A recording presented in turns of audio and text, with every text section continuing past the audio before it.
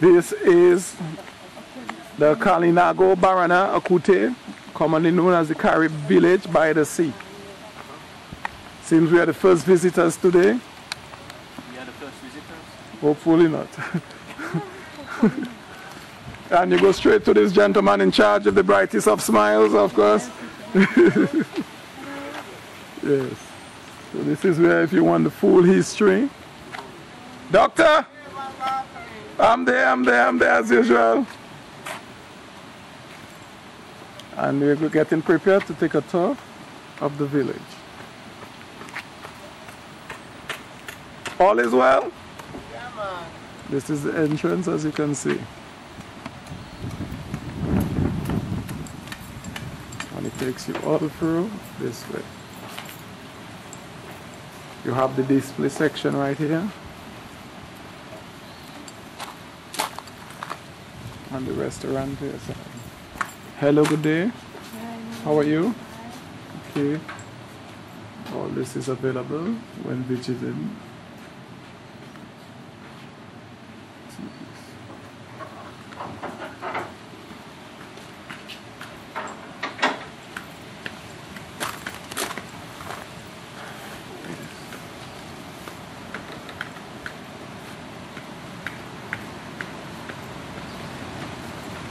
This is also the seating area for the restaurant.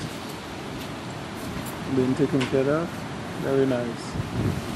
Have a nice little small hammock there.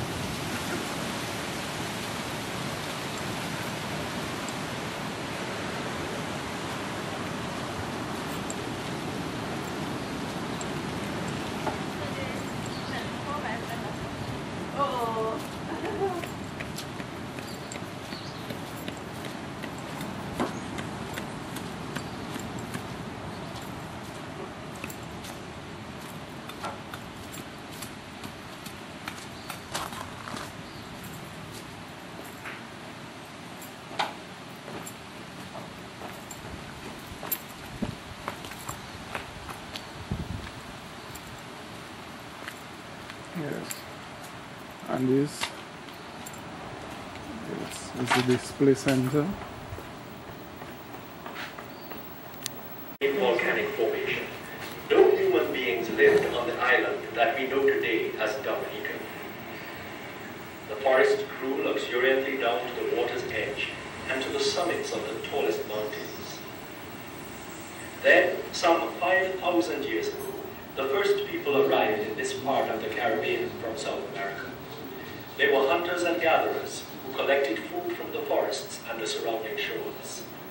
They were followed at about the time of Christ, 2,000 years ago, by new groups of people who practiced agriculture and made pottery out of clay.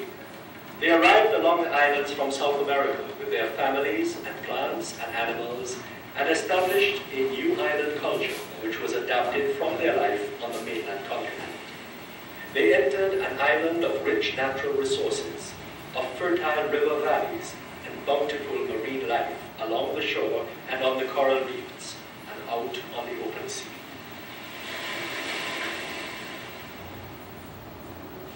We know about their past because of the work of archaeologists who find the remains of their villages and material culture and study these artifacts so as to understand the way that these Amerindian people lived long ago. They lived entirely off the resources of the land and from the sea and neighboring islands. They cultivated plants that they brought from South America, sweet potato, pawpaw, pineapple, and tobacco, among others. Many of their tools were made from pieces of stone, which were shaped into axes and hoes by grinding them on rocks near the seashore. The conch was a very important source of food, but the conch shell also provided material for jewelry, sacred objects, and tools.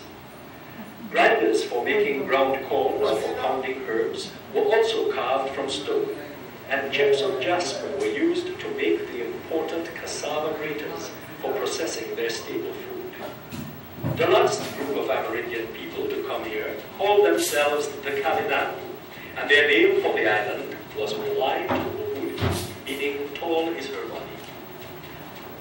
These Kalinago continued to practice the culture of the early island people, and many of their practices survive today.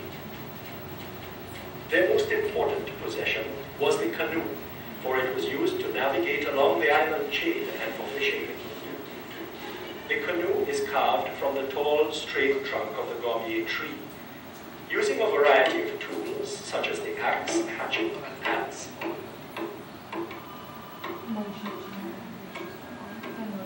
Stones and water are then placed in the dugout, and fire is burned outside to open the sides of the canoe. Finally, wide boards are added to complete this traditional seagoing vessel. Rafts called tuitui are also made for fishing close to the shore.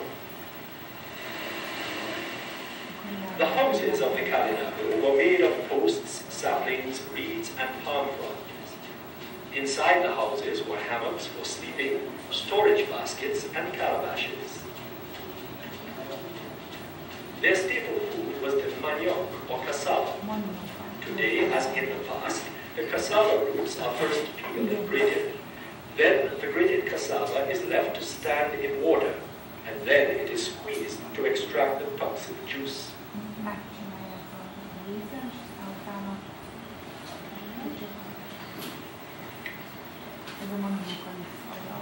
The grated cassava is next heated over a fire to dry it out and to produce cassava flour or farine, and the cassava, the traditional bread of the Kalinago.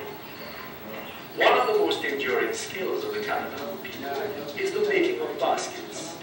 Long, thin reeds of the laruma plant are cut and dried and then stripped to provide weaving material. Some of the laruma is soaked in mud to dye the strands black. With a skill handed down from generation to generation over thousands of years, Kalinago artisans produce a wide variety of basketry and other woven craftwork.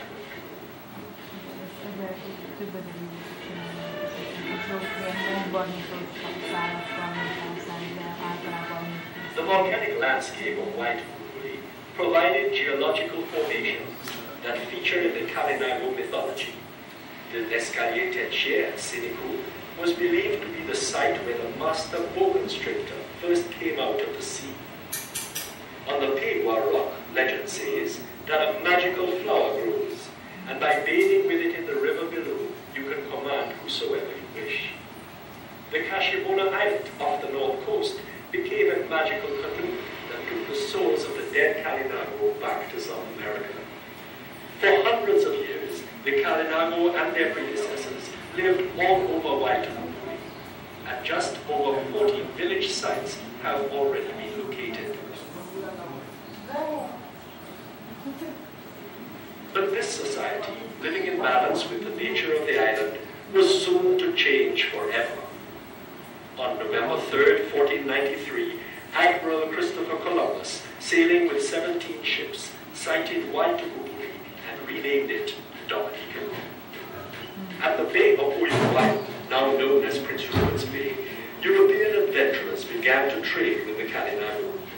The adventurers visited the chief in his village on the Indian River to trade for tobacco and fruit.